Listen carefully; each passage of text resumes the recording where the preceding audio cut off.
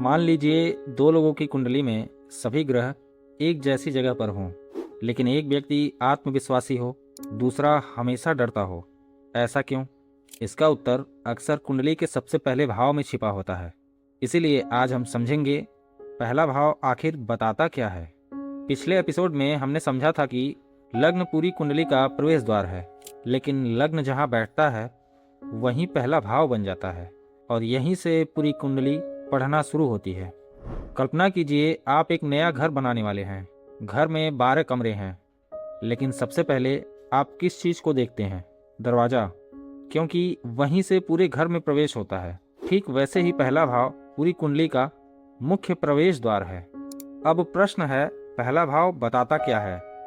सबसे पहले यह बताता है आप कौन हैं, आपका शरीर कैसा है, चेहरा कैसा है, व्यक्तित्व कैसा है, आत्मविश्वास, सोचने का तरीका, निर्णय लेने की क्षमता, ऊर्जा, स्वास्थ्य, दुनिया आपको कैसे देखती है और आप खुद को कैसे देखते हैं। इन सब की शुरुआत पहले भाव से होती है। मान लीजिए दो लोग एक ही कमरे में आ जाते हैं।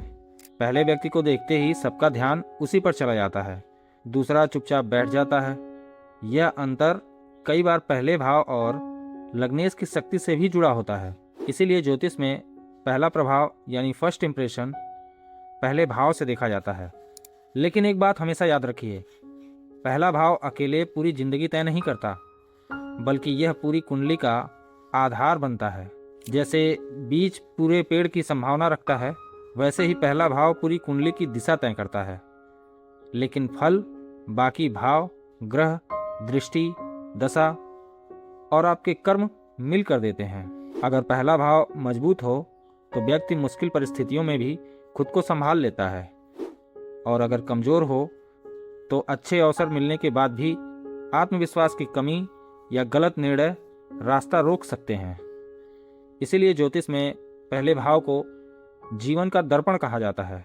बहुत से लोग पहले भाव को सिर्फ चेहरा या शरीर मान लेते हैं, लेकिन वास्तव में यह आपकी पूरी पहचान, व्यक्तित्व और जीवन जीने के तरीके का प्रतिनिधित्व करता है। अब जब भी आप कोई कुंडली देखेंगे तो सबसे पहले पहला भाव और लग्न को जरूर देखिए, क्योंकि यहीं से पूरी कुंडली जीवंत होती है। अगले एपिसोड में हम समझेंगे लग्नेश क्या होता है और क्यों सिर्फ एक ग्रह पूरी कुंडली की शक्ति बदल सकती है। अगर आपको यह वीडियो उपयोगी लगी तो हर एपिसोड में हमारे साथ बने रहिए, क्योंकि हम वैदिक एस्ट्रोलॉजी को शुरुआत से गहराई में लेकिन बहुत आसान भाषा में समझने वाले हैं। तो एस्ट्रो वैद अरुण को सब्सक्राइब करना ना भूलें। सभी को प्रणाम।